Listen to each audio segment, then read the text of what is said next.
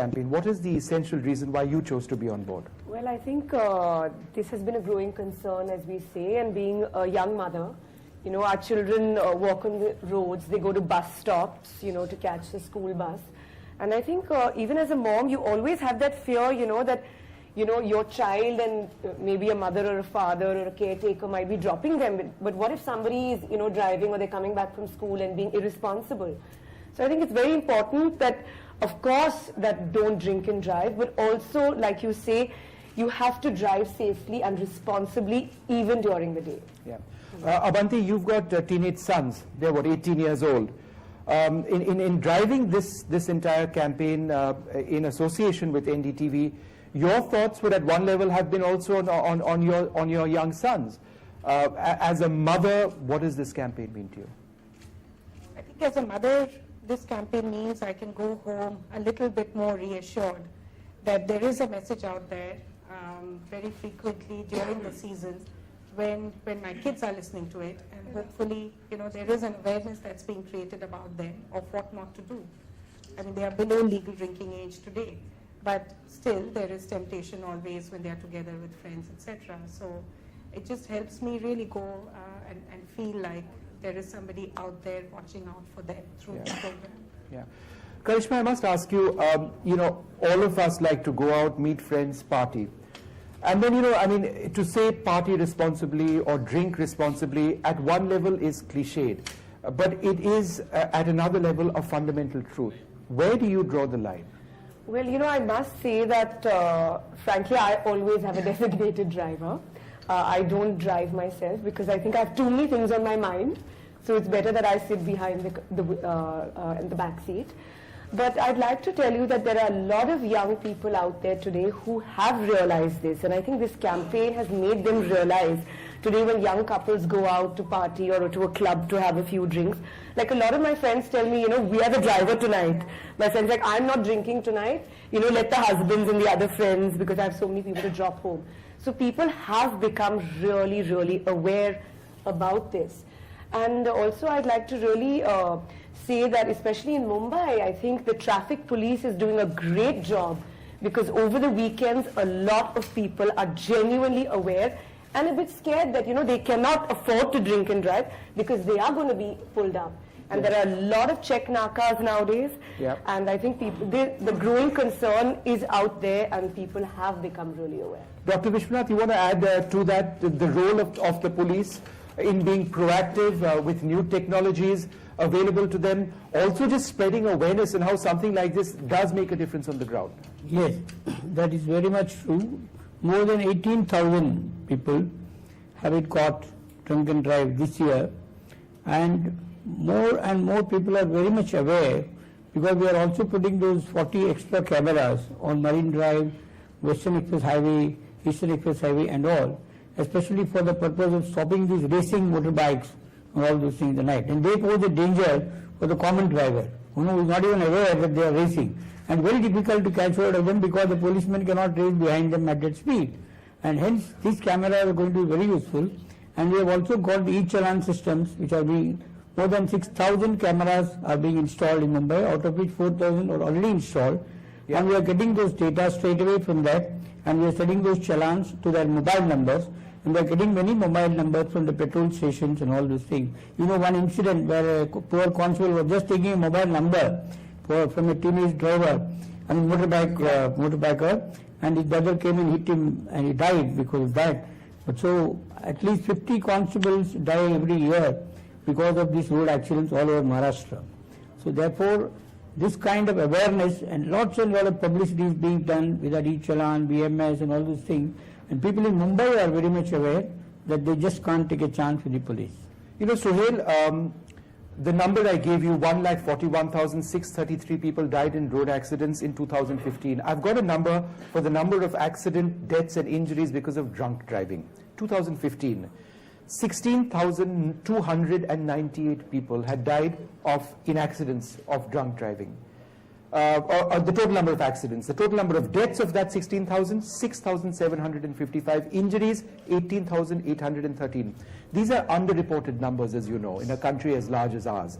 But these numbers are absolutely horrific by any standard anywhere in the world. We have some of the most unsafe roads for various reasons. Where do you draw the line? What is your message when you confront numbers like this? See, while the campaign is genuinely laudable and there is no escaping this reality, there are three things that need to be done. Number one, we need education which is finite and with a purpose. We need demonstrable punishment for people who violate the laws. See, in this country you can get away with blue murder. You'll hit someone, the laws are so weak, person will get bail. There was this lady who ran over someone and, driving the other side. We don't have demonstrable punishment. The third, which is very important, which I hope the doctor here will touch upon, is we have zero trauma apparatus around our centers, around our roads, around our cities. We're talking about Bombay and Delhi. What happens when you're on national highways? When you're between villages, when you're between towns, small towns? The maximum number of deaths happen because there is no immediate trauma management. I sit on the board of the Indian Head Injury Foundation, and we're seeing in the IHIF, the figures that are reported is in the first 5 minutes, if you don't have that care, you lose the person. So I think it's very, very critical for us to look at it from a holistic point of view. It's not about just consumer education, it's not just about punishment, and certainly not just about cameras, but it's about the whole apparatus that you need to create. An ecosystem which prevents people from being irresponsible. I've got 169 stitches on my head. I mean, that's partially the reason for my slight insanity. But I was knocked in by a drunk driver in Calcutta, and that was even before Mamata Banerjee was in power. So I can tell you it's pretty dangerous when it happens. Spoken about this. Would you like to talk a little bit more? No, about it was just an accident. There was no. When did this happen, sir? In 1996. And this was a drunk driver who... Yeah, a drunk driver in an ambassador. In those days, you still had an ambassador. For some of these people who've grown up, they've only seen Marutis. And it came and hit my car, head on. And there was nothing you could do. I don't even think the guy went to jail. Or may have gone, for a token reason. But the irresponsibility of the ecosystem needs to be highlighted. So I think this is a brilliant first step. You need to marry the political apparatus with the medical apparatus with the media machinery in order for all three things to work in harmony. Ultimately, as you rightly said, we can't afford to have people die because someone's behaved irresponsibly. Yeah. Shaji, it was the Save Life Foundation that really pushed to have the Good Samaritan law. And it's a law now, it exists in India, which basically means that if you see somebody in distress, you can actually take that person to a hospital and not be bothered by the police. You don't even have to give your name to the hospital people over there. You can walk out. There is no harassment. How do you believe this can save hundreds of lives every year? Yeah, first of all, I think we have been as an organization at it for the past decade now. And in just the last 2-3 years, just to see the amount of dialogue and conversation around road safety is really heartening for us as an organization. I want to congratulate NDTV and Diageo for taking this initiative, not just for a year now. I'm seeing this every year, so it's great. I think people who die in road accident victims, 50% of them actually die of treatable injuries. So they can be saved. Typically they die because of excessive bleeding. The Good Samaritan law concept basically looks at bystander care. The person who is next to the accident victim or somebody who is passing by should be empowered, not to be scared to call for emergency services. People typically die bleeding on the road. And so right now we have, as a country, we have a Good Samaritan law. Unfortunately, not much has been talked about it. Propagation has not happened, so people on the road don't know about it. So as of now, if you see an accident victim, go ahead and call the police, go ahead and call emergency services.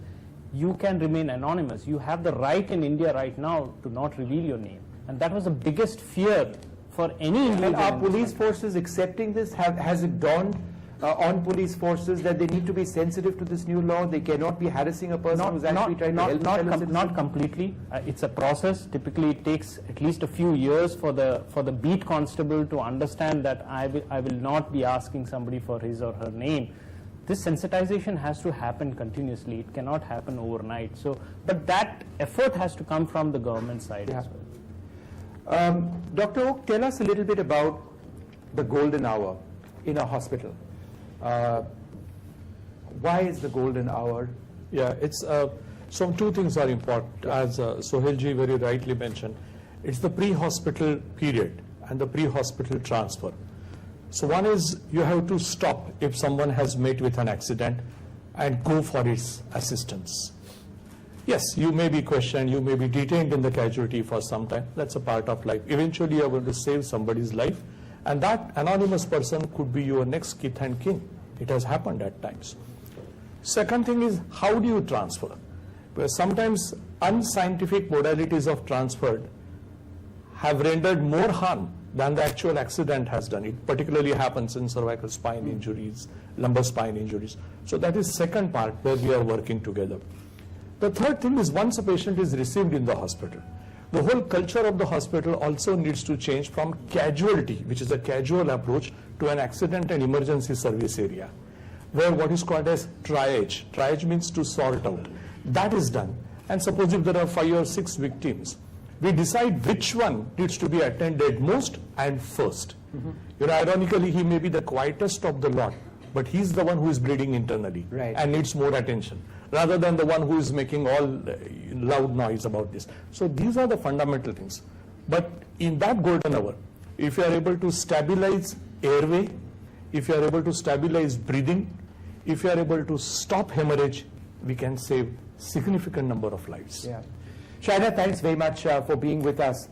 The road safety bill is something that this government has spoken about, the minister has spoken about extensively, but it's difficult to actually get all parties and all states to accept it, because where does the funding come from? And so despite the best intention to push this forward, it's not happened. Is this going to happen soon? Can we expect it by this government? Absolutely, without a doubt, and I say it because I have the conviction that Nitin Gadkari is the correct minister at the right place and somebody who has championed road safety. We've lost some of our greatest leaders also, not as if it's a token to leadership, but you take Gopinath Munde's case. I mean, it was most tragic how he just lost his life. And I think that has also been something that has been discussed internally in the party on multiple occasions. Not that I'm suggesting a life of a politician is more than a life of any other citizen. But you look at what Nitin Gadkari himself is doing. I mean, he has not just talked about this bill and championing the cause, but he has got all stakeholders. And correct me if I'm wrong, people like Dr. Oak have also been consulted. So there are stakeholders from various fields, and I think that what they have talked about and what Sohail said is so correct, that you have an accident, you have the immediate medical facility that is required, and then you have people like the Good Samaritans who are talking about the importance of bystanders.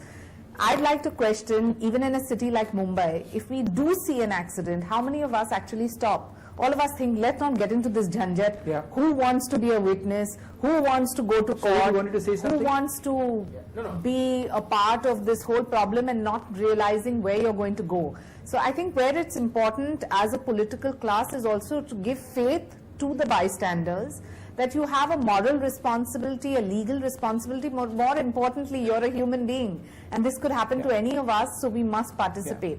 See, there is a very critical thing which governments of today are ignoring. And whether it's BJP, Congress, they're all the same in this regard. Which is, when we were growing up, if you remember, we were part of the Boy Scouts movement. I mean, I'm sure girls were part of the Girl Scout movement, we hope. We were also part of NCC. One of the fundamental things that were taught were primary first aid care to people. All of that is missing from our curriculum. So even young children, who, by the way, have the greatest propensity to help, teenagers, they're the ones who are more courageous than the middle-aged, as it were. That, identified education, needs to be brought back into the system. We don't know how to administer first aid. We don't know how to prevent bleeding. So true. And these are critical things which need to come back into the curriculum. Part of what you've been doing is CPR training, right? Yeah. And who typically wants to actually learn about CPR skills and be certified in it? I mean, should it really be part of our school education, our curriculum? Absolutely. I think CPR is not just for road accidents cases. It can happen in our homes as well. If somebody is having a heart attack, you can use that training and help out your own kith and kin. But I think what's important is to understand who is the first responder, right? Even in a city like Bombay, typically it's always the beat cop or the police person who is actually around. But if you see, he will not be trained how to handle a victim. So I think, as what Sohail said, that we need to look at it holistically. Whether it's drink driving, what works in drink driving is enforcement is what works in drink driving. What works in roads and how we construct our roads is engineering. You were mentioning about the bill. Let me say that the government in the past 2 years has done incredible work to ensure that new legislation, a stronger legislation can be brought in. As you said, there were opposition from the states, But now they have an amendment bill which they have worked through. Yeah. And right now it's in the parliament. Now it's the parliament's responsibility, as you know what's discuss it. happening in Yeah. the parliament as of now. Parliament is allowed. So I think it has to be a collective responsibility. Everybody has to get in there and get this thing passed. You know, I also want to say something about people like Karishma who are supporting these things. Bollywood has a very, very pervasive influence over shaping minds. You know, I'm glad that people from the film industry, people from sport, so Virat Kohli, are coming out and talking about these things. For far too long, we've brushed this under the carpet because as long as it doesn't happen to me, it's not important. But what we don't realize is we're actually going down a spiral which we will never recover from. For instance, now the police.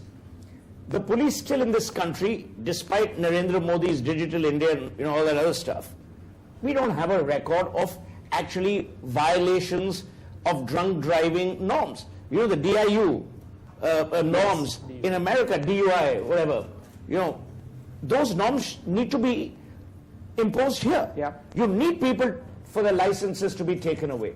You need all of that. And finally, I would be delighted if a news channel would actually shame people and call it the road of rogues. So all the people who've been arrested that month for drunk driving, put their names on the ticker. It'll be a great idea.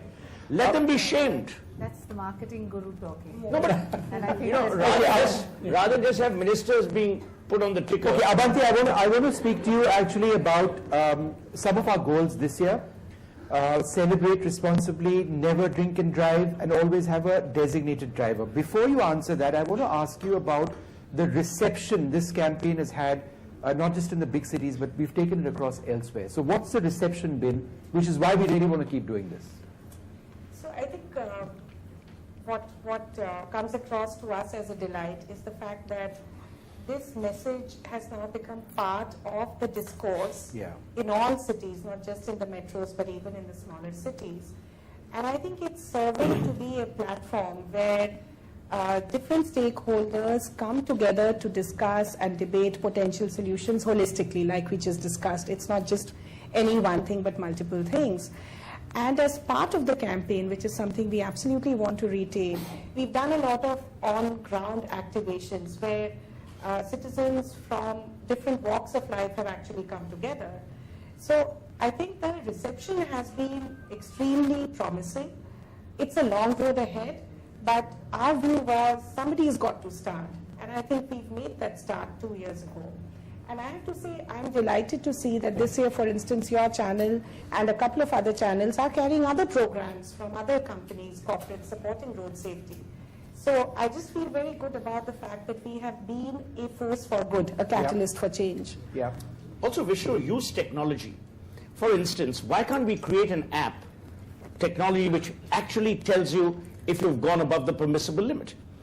I remember telling the Diageo people many years ago to actually install breathalyzers at bars to actually tell you whether you're in the permissible. Could it be done Correct. over here? Whether it's under that- the permissible limit. Yeah. So I'm saying if we actually look at each minute detail.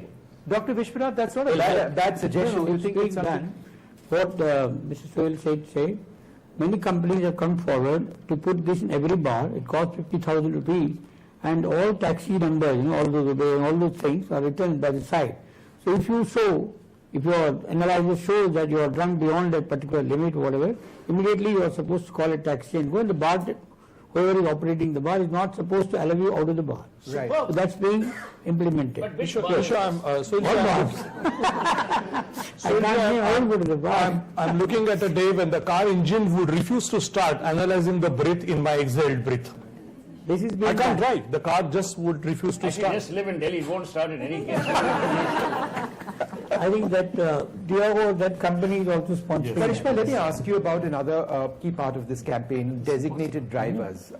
It's something that exists in so many other countries. People just don't do it here for some reason. Would you like to spread a Well, message? I think on it is starting. There are a lot of apps now, like Party Smart and things like that, which a lot of young couples and young people do use. So I think it is available now, and I'm sure it'll even grow further. So people should be aware that it is available. So it shouldn't be an excuse that अरे मेरा driver नहीं था, कोई था नहीं तो. And I think a lot of young people feel, I just have a drink or two and I can handle it. Well, that is not the case. If you are even having one drink, you cannot drive a vehicle, period. What about, but again, what about the moderate consumption of alcohol? I mean, for those who drink, it's obviously a very personal choice. But then how do you assume that you can drink responsibly? No, that's I'm assuming, of exactly- course, that you're not driving, so that's out of the question. But then just being responsible as a drinker, I mean, how do you actually figure out where to stop? Well, I think it's from person to person. Like basically, I mean, I don't like alcohol, but there are some people who enjoy a drink like every night. So I think for health reasons also nowadays you hear, people will say, I've had one drink or two drinks. But then there are people who think, they can have 10 drinks and be totally fine, which is unrealistic. See, So there is no really a demarcation. See, the stigmatization should not be of alcohol. It should be of irresponsible behavior. It's the responsibility. I think the responsibility quotient in public at large. Are we Should be there. responsible? Are we going to take onus? If you go out and drink, are you going to take care of yourselves? And another good thing is, gone are the days when you think you can just bribe the cop. Because now it's impossible for you to be even doing that. And you would have kind changed. I was waiting for that. I was waiting for that comment, Sohail. But I think more importantly, the fines have been raised, I mean, almost tenfold. Yeah. So somebody who's going to be irresponsible also realizes that there's a huge price to pay. So I think as a society, if we talk about responsibility rather than getting into sermonizing that you must not drink or you must drink, but about the importance of not drinking and driving. And that's why I'd like to compliment NDTV, because you all are one of the few channels that have a collective conscience to talk about these issues, rather than who said what and who did what. Yeah. See, many years ago in New York, there's a campaign which was run by young people, which basically talked about peer respect, peer approval, and peer disapproval. So it wasn't about whether you were drinking too much or drinking less. It was what you were doing after the drinking. If you were irresponsible to drive, if you were irresponsible to, if you were misbehaving, that kind of stuff. Social shaming is a very important tool. But you've got to figure the contours of social shaming. Here what happens is, a lot of machismo is associated with a guy who drinks and drives, thinking, doesn't matter. Haryana is the Wild West. So, if you actually look at those areas, and if you don't have social shaming blended with demonstrable punishment, which is very penal in purview, you won't be able to solve this. And Shaji, in fact, you can take that, sir. Where do you believe we need to go as far as better punishments or punishments which actually make a point, not just a 100 rupee fine? So just like Mr. Seth said, a few days ago, our own electrician who was riding a scooter was caught by a police constable, and he went and told him, and he phones me that he had only one bottle of beer and why the constable should catch me. He was talking to me in Marathi. But the constable said, "Sahib, tani kai khela my day? What he has done, he has taken a beer, and he said only one. And I know he has taken 3. I said, I don't know him. So I also told him, I don't know him. So he was ashamed. So he was very annoyed and doesn't come to my house anymore. Because I said, I don't recognize you because you are drunk." You had a point, Dr. Oak? Suspending the driving license for at least 3 months is the first act that needs to be done. Because nowadays the metros at least are running to a situation that if my license is suspended, I'm going to have it for 3 months. And that would deter me from driving. And moreover, I think so it's the culture. I should be ashamed of taking away life by my reckless act, something which he has done, something which he has given. I have no moral authority, no any authority to take the life away by doing an accident. Okay, well, we're almost completely out of time, but Abanti, one last question to you. Going forward, what are some of your ideas? Because we've done this for 3 years, we've really tried hard to spread this message, but going forward, what else do you think we can work towards in shaping public opinion, in going on the right road, as it were? So I think 3 things really. The first is that we kind of continue to create awareness around new laws and new legislation which have come in. So last year we did the Good Samaritan. This year, hopefully, if the Motor Vehicles Act comes through with the Parliament, then really creating that awareness. I think that's important. The second is how do we, make sure that the on-ground momentum is spread to more cities, more people. So, in marketing language, we say broaden the reach of what we are doing. And third is really how do we bring in more engagement and not just, one day kind of sermonization. And that's why we thought for this season, we're actually going to move from a negative message like don't drink and drive, which feels like a stick, to a rallying cry for a positive action, which is get a designated driver, so that people know, okay, I don't do that, but then what do I do? And so we make that the mantra, so there is a behavior shift that people can connect to and get engaged. All right, well, I'd like to thank all of our panelists today for joining us on this. We do have time for questions, which we will take. But it's something that we really feel is a cause that in NDTV certainly we attach ourselves very closely to, and it's been a great privilege working with United Spirits on this. This campaign, this partnership is very strong, and we hope it does continue. We've got young students over here, young professionals over here. We've also got Dr. Sulema Merchant, the Dean of Sion Hospital, with us. Dr. Merchant, there you are, sir. You were supposed to be here with us, and I'm so glad you were able to make it. In fact, I would ask you the same question which I've asked Dr. Oak earlier on. The emergency room of a hospital, the first hour. What is the scene that you typically see day after day, year after year, of how families are often destroyed because of irresponsible choices being made?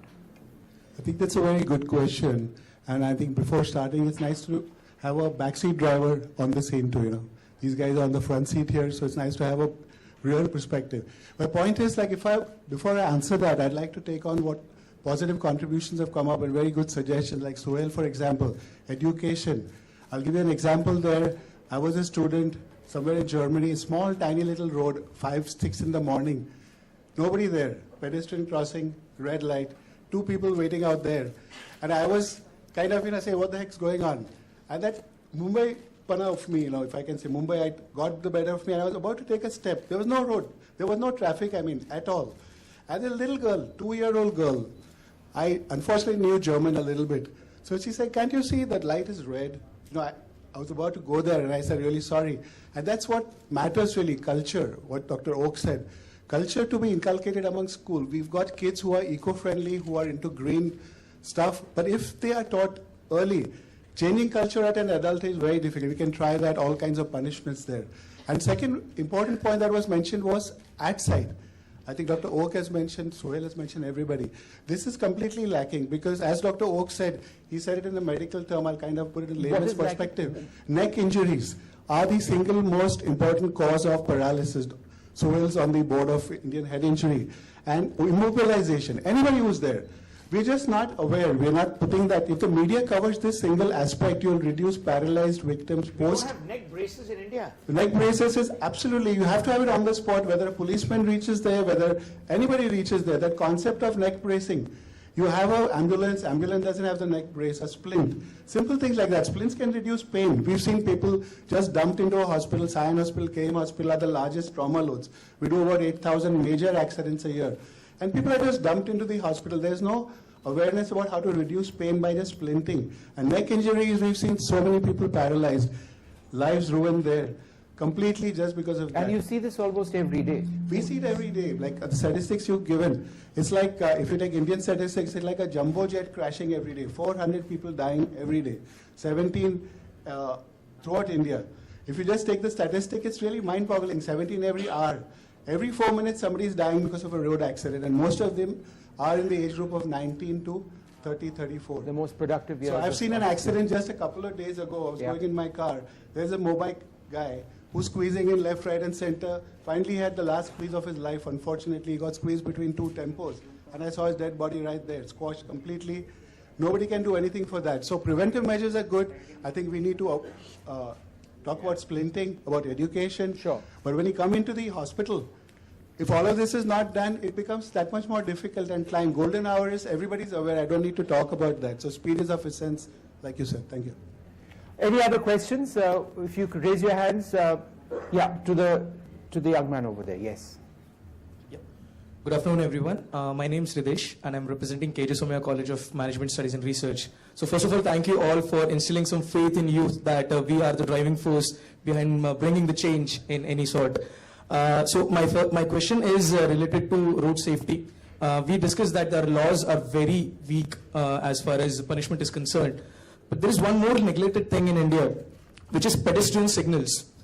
So we don't have stricter laws for pedestrians in India, even though we have zebra crossing, but that doesn't solve the purpose. So who would you like to ask So your question? any of the panelists So who Shadi, take would you this like to question, take this? Because I I think would it's like a to very know why we are important not imposing stricter public rules for signages. pedestrian signals, Yeah. which could avoid a lot of Shadi. accidents. So that's a great question. I think it comes back to the moot point of who are we designing roads for, right?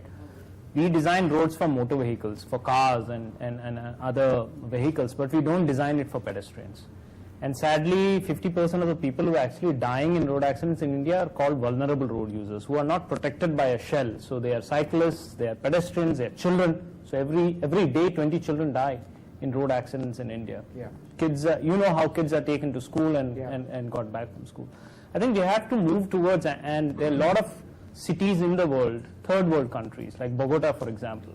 They're moving towards pedestrian-friendly roads. So the right of way should be of the pedestrian, not of the car vehicle. Any other questions? And if you could just be, yes, sir, over there. If you can ask a question, sir, and point out who you want to. Hello. Yeah. Good afternoon to all. This is Raj from SpicyStrasMobile.com. I'd like to ask Karishma Kapoor that do you think a celebrity can change some society, can bring a change in society? Well, I think a celebrity can always bring out the awareness. And I think like Virat is also part of this campaign. I was there in 2014 in Bangalore. So I think we can, influence the people, the youth, everyone out there. So I think it can make a change. And we do try in our own way to do that. Okay, two more questions. Shehnaji, my question to you is... 1 second, can I? Yes, yeah. Can you go ahead and ask your question? Sir, if you can pass the mic, please. Thank you. Hello, my name is Mridula Goyal, and I just want to ask that on our roads, the number of vehicles are increasing day by day. So, is there any law to, limit the number of vehicles? It's a larger issue. It's a huge issue. I think it's well beyond the scope of this program. Many of the road accidents actually take That's place. a valid point. Would anybody like to give an abbreviated? Combination of the environment and the pollution also caused due to vehicles, and of course road safety being one of the byproducts of it. But yes, there are lots of governments that are thinking about it. I know that our Environment Minister, Mr. Anil Dave, is coordinating with Mr. Nitin Gadkari, because in this motor vehicle bill that is going to be tabled in Parliament, they want aspects of pollution also to be contained. So in that sense, limited numbers of cars. But this is not something that we can force down anyone's throat. It's something that has to be where people, again, like Karishma, people who are from civil society that lead by example. One last question from somebody on this side. Yes, go ahead. Excuse in the me. Center. I have to ask now. So no, can I just decide? Can I decide who's asking? Yes, go ahead. We'll just bring the mic across.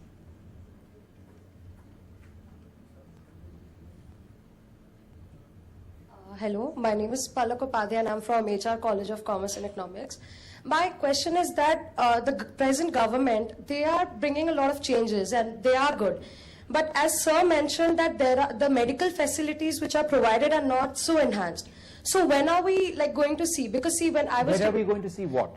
Medically, when the facilities available in the hospitals, when are they going to change? I'm not sure that's entirely right. I know that we don't have enough hospitals, particularly in rural parts of the country. But what we have, for example, at the All India Institute of Medical Sciences, is one of the best emergency trauma centers anywhere. Dr. Oak, would you like to I don't know if I'm entirely right. That's true. And Suli is my colleague. And I think Sion Hospital in Mumbai has one of the undoubtedly best trauma units. The statistics, same is the case with KEM. So, the public and private sectors both make their efforts to chip in at the time of acute trauma emergency care. This question cannot be solved by erecting trauma-dedicated centers at one corner of the city.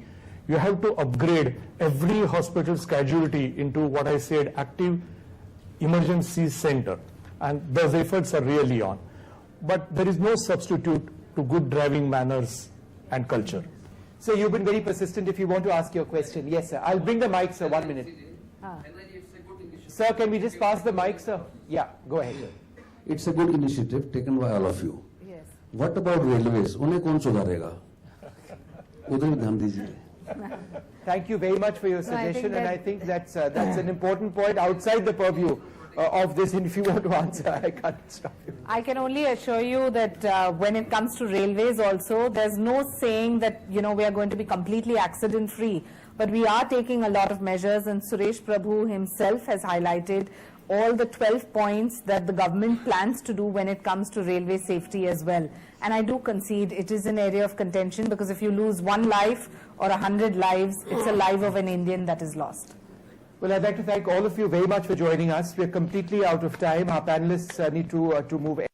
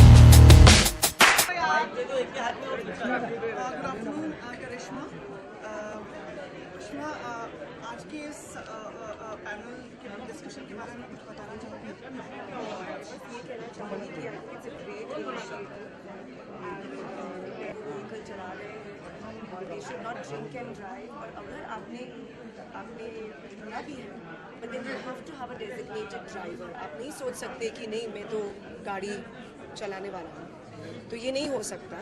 And I think it's a good way to create awareness that we're all there to tell people to be responsible and keep our roads safe, keep our families safe. Last question. Well, I think education is most important. I think even as a mom, we educate our children to, walk on the road safely, hold an adult's hand, while crossing the road. So these are very simple things. So education of road safety, of not drinking and driving are very, very essential. Okay, last question मैं आपसे ये करूँगा. एक कानून बना है कि आप anonymous रह सकते हो. हाँ जी, Good Samaritan law. I think I think सबको पता होना चाहिए that there is a good Samaritan law out there कि अगर आपने किसी को देखा है जो ट्रॉमा में है, ट्रबल में है, आप प्लीज़ ऐसा मत सोचिए कि बेटर हम इन्वॉल्व नहीं हुए. अगर आप इन्वॉल्व होते भी हो, you will not be questioned, you will be a good Samaritan saving someone's life. Thank you.